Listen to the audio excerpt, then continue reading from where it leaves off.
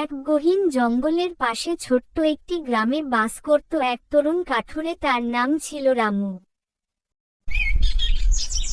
রোজ সকালে সে জঙ্গলে যেত কাঠ কাটতে।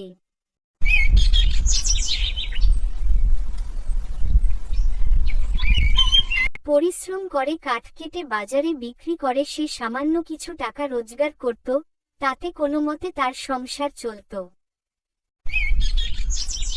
একদিন রামু নদীর ধারে গিয়ে গাছ কাটছিল। হঠাৎ তার কুড়ালটি হাত ছুটে সোজা নদীর মধ্যে পড়ে গেল।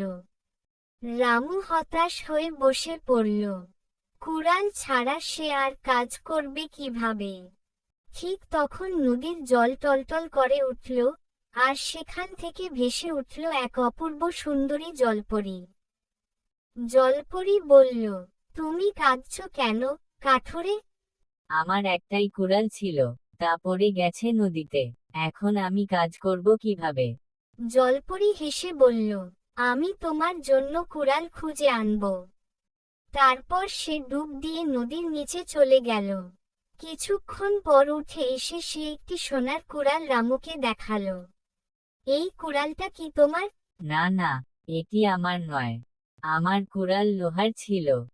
জলপরী আবার ডুব দিল, আর এইবার নিয়ে এলো একটি রূপার কুড়াল। এবার বলো, এটা কি তোমার? না, এটাও আমার নয়। তৃতীয়বার জলপরী ডুব দিয়ে যখন ফিরে এলো, তার হাতে ছিল রামুর সেই পুরনো লোহার কুড়াল। এইটাই আমার কুড়াল।